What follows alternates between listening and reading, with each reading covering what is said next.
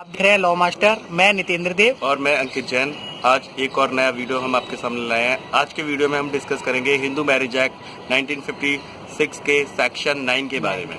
तो सेक्शन 9 जो बड़ा इंपॉर्टेंट सेक्शन है और इसे एक तरह से डिफेंस के रूप में देखा जाता है। बहुत सके कि जो हमारा मैट्रिमोनियल लॉज है वो मोस्टली डोमिनेट करता है या फेवर करता है फीमेल का। तो जितने भी लॉज हो, चाहे 498A हो या 3/4 डोमेस्टिक वायलेंस डॉरी एक्ट का हो, डोमेस्टिक वायलेंस एक्ट हो, 125 CRPC हो, मोस्टली पर केवल रेमेडीज जो होती हैं वो महिलाओं के लिए रहती है या पत्नियों के लिए रहती है। पति के पास कोई उपचार नहीं होता।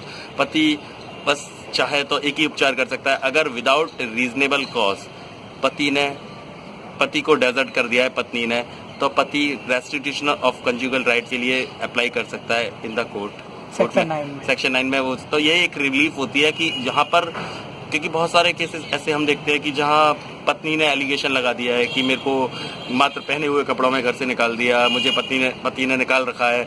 और वहाँ पति अगर सेक्शन 9 का सूट फाइल हो जाता है तो उसका एक वर्जन ये आ जाता है कि पति जो है वो अपनी पत्नी को साथ में रखने के लिए तैयार है। और जब वहाँ साथ में रखने के लिए तैयार है और एक जगह पत्नी 498A के केस में, क्रूअल्टी का जो केस है, या डॉरी के केस में, या मेंटेनेंस के केस में ये कह रही है कि पति उसको साथ नहीं रख रहा, तो दोनों जगह कंट्राडिक्शन हो जाता है। तो इस चीज़ को मीडिएशन या जहाँ भी उनका मीडिएशन होगा, काउंसलिंग होगी, या और केसेस में या इन केसेस में भी पति बोल सकता है कि मैंने तो सेक्शन 9 का केस डाला हुआ है और आई एम रेडी टू, मैं तैयार हूँ उसको बिल्कुल। और 125 में जो प्रोवाइजो है, जो एक एक्सेप्शन है, वो ये भी है कि वो वाइफ जो विदाउट रीजनेबल कॉज, जिसने पति से सेपरेट रह रही है या जिसने पति को डेजर्ट कर दिया है, she is not entitled to get maintenance under section 125 of CRPC।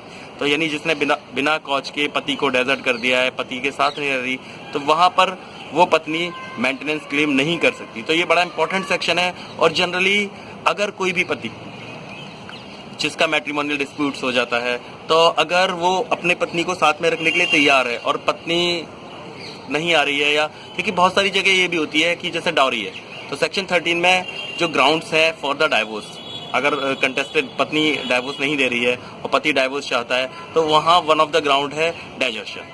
लेकिन डेजर्शन कब माना जाएगा? डेजर्शन तब माना जाएगा जब आप उसे प्रूव कर देंगे कि वाइफ ने उसको डेजर्ट कर रखा है। आप डेजर्ट कैसे प्रूव करेंगे? वो आप सेक्शन 9 का केस फाइल कीजिए, तो सेक्शन 9 का केस होगा और उस केस में अगर ऑर्डर हो जाए या उस केस के चलने के दौरान भी पत्नी साथ में नहीं रह रही है विदाउट एनी रीजनेबल कॉज, तो it is ground for divorce. वो डाइवोर्स के लिए भी ग्राउंड हो सकता है। वैसे एक्चुअल में जो ग्राउंड डाइवोर्स का ग्राउंड है वो after passing of the order in section 9 उसके बाद क्रिएट होता है। तो ये एक बहुत ऐसी रेमेडीज है जो हस्बैंड को अवेलेबल है। हस्बैंड वाइफ भी कर सकती है वैसे। हाँ, सेक्शन 9 देखिए सेक्शन 9 में जो सेक्स डिस्क्रिमिनेशन है, ये पत्नी या पत्नी दोनों ने जिसने भी एक दूसरे को डेजर्ट कर रखा है, उनके लिए ये रेमेडीज है कि वो एक दूसरे के खिलाफ कर सकते हैं। लेकिन पति का हमने यहाँ स्पेशली मेंशन इसलिए किया कि पति के पास इसके अलावा और कोई रेमेडीज नहीं है, जबकि पत्नी के पास और सारी रेमेडीज भी हैं जहाँ वो ये बोल सकती है। वो तो डोमेस्टिक वायलेंस के एक्ट में भी जाके वो प्रे कर सकती है कि मुझे साथ में रहने दिया जाए, या और कई सारी जगह वहाँ ये बोल सकती है। हालांकि इसकी कॉन्स्टिट्यूशनल वैलिडिटी जो है सेक्शन 9 की, वो भी चैलेंज हुई।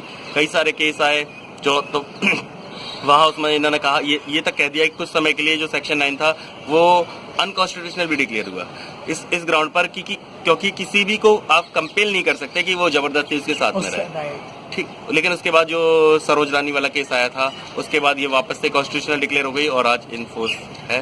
तो ये एक रेमेडीज है जिसको कोई भी हस्बैंड है वो कर सकता है। और दोस्तों, आपको कोई भी अपनी क्वेरी है उसको कमेंट बॉक्स में टाइप करिए और हमें बताइए आप क्या जानना चाहते हैं, और सब्सक्राइब कीजिए।